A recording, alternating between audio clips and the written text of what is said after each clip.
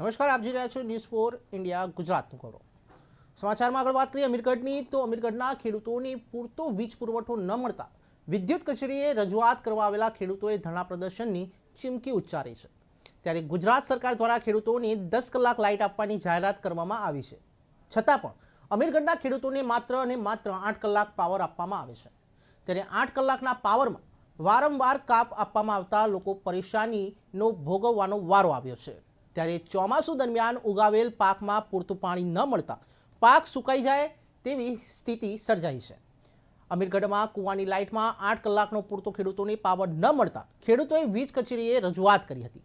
ત્યારે ખેડૂતોએ રજૂઆત કરતા જણાવ્યું હતું કે થોડા દિવસોમાં સમસ્યાનું નિરાકરણ લાવવામાં નહીં આવે તો વિદ્યુત કચેરીએ ધરણા પ્રદર્શન કરવાની ચીમકી ઉચ્ચારી છે.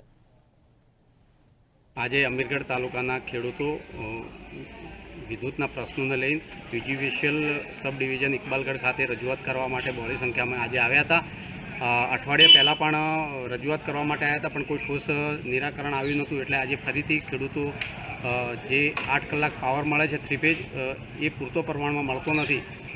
એના માટે જે પાવર આપવામાં આવે છે એ વારંવાર ટ્રિપિંગ થાય છે અને પૂરતો પ્રમાણમાં પાવર ખેડૂતોને મળે એની ઠોસ રજૂઆત કરવા ખેડૂતો યુજીવીસીએલના નાયબ ઇજનેરને રજૂઆત કરી હતી. ટૂંક સમયમાં એની આશ્વાસન અમને આપવામાં આવ્યું કે ટૂંક સમયમાં તમારી જે માગણી છે એને સ્વીકારી અને તમને પૂરતો પ્રમાણમાં પાવર મળશે એવી હૈયાધારણા અમને આપી છે.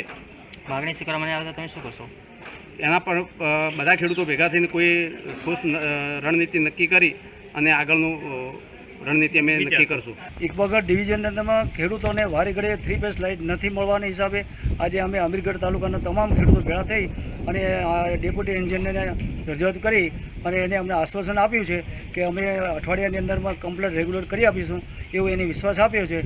એટલે અમે એના વિશ્વાસે અત્યારે અમે વાતને કંઈ બોલ્યા ચાલ્યા વગર કે કંઈ વધારે ઉચ્ચાર્યા વગર અમે એનાથી અમે સંમતિ થયા છીએ.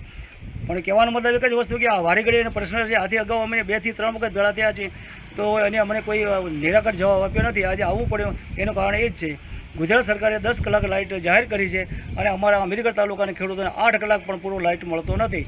તો માટે એટલા માટે અમે અમારી રજૂઆત કરવા માટે આવ્યા હતા. અને આ વિષય એવું છે કે જેટકોની અમારે પહેલાં જે આગળ તકલીફ જે તે હતી કે અત્યારે હાલ પૂરતી હમણાં એને પૂરી કરી છે અને એ જેટકો તરફથી કોઈ